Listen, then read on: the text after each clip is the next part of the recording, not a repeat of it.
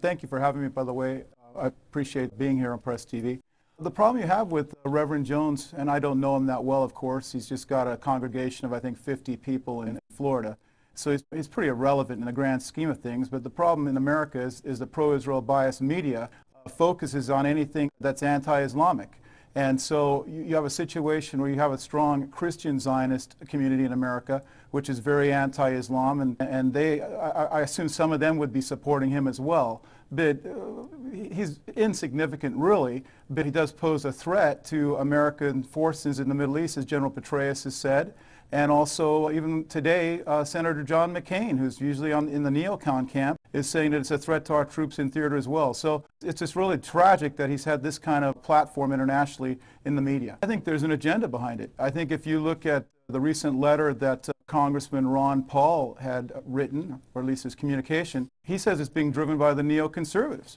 And they're trying to set the stage for a war with Iran. And what better way to do that than demonize the Muslim population internationally and to set up a Samuel Huntington type of clash of civilizations. That's exactly what's being done here through channels such as the Fox NeoCon channel. I like to, oh, actually, that's a Freudian slip.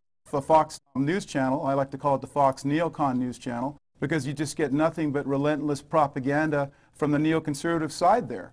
And they are trying to, like they did with Iraq successfully, push us into another war with Iran. And unless Americans stand up and realize this is what's happening, they're going to get away with it. I saw Reverend Jones during his press conference recently, I think it was yesterday, and he was saying that American policies in the Middle East have to be amplified with regard to fighting the war on terror. Well, why doesn't Reverend Jones talk about the policies that actually got us tragically attacked on 9/11? Such as U.S. support for Israel's brutal oppression of the Palestinian people. I mean, the American media is not even covering that at all. The only news report you can see on that was in the News Statesman recently by Mehdi Hassan on July 5th. It was General Petraeus leaked emails about Israel. The American media won't touch that at all, but they're quite happy to go after Muslims to the hilt. So it's very concerning for anybody who's in support of peace, like myself and many other Americans that put the interests of America first before Israel. The mainstream media in the West has failed to employ the appropriate editorial discretion it's meant to? You've got to look at who's in control of the American media and who has the most influence in it. And I'll take an example with my email exchanges with General Petraeus. There's a situation where I had email exchanges with General Petraeus that showed that he was in touch with a neoconservative Max Boot, and that Max Boot was basically apparently setting him up to run for president in the next election. And General Petraeus had courageously said that the Israel-Palestinian conflict was fueling anti-American sentiment in the Arab Muslim world, and it was putting our troops in danger not only in Afghanistan but in Iraq as well. Now, why doesn't that make American news media?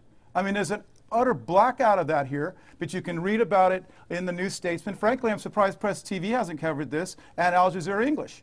But you can go to the July 5th blog entry by Mehdi Hassan, who appears on Al Jazeera English regularly, and he discusses it. It's called General Petraeus Leaked Emails About Israel.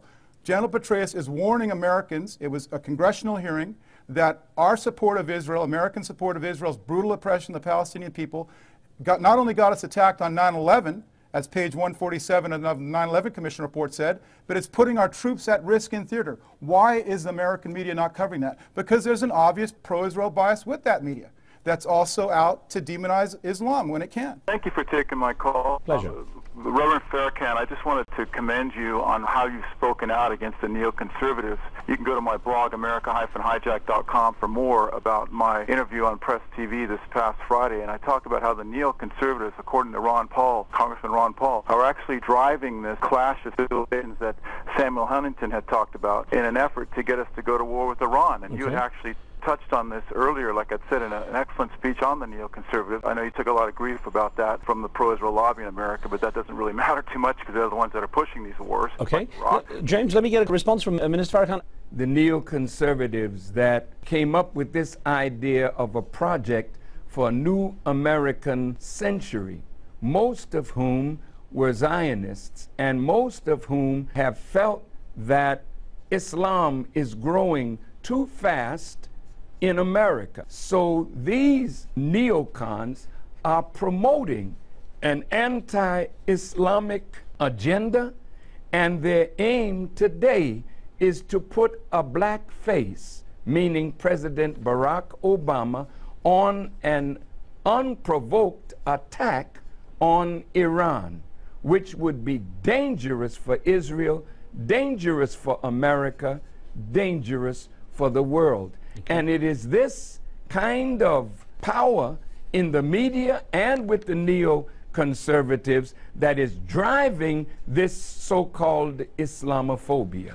Thanks for watching. Please subscribe and check out Tom's Representative Press channel. It's a channel you'll want to subscribe to as well. See the link in the video description.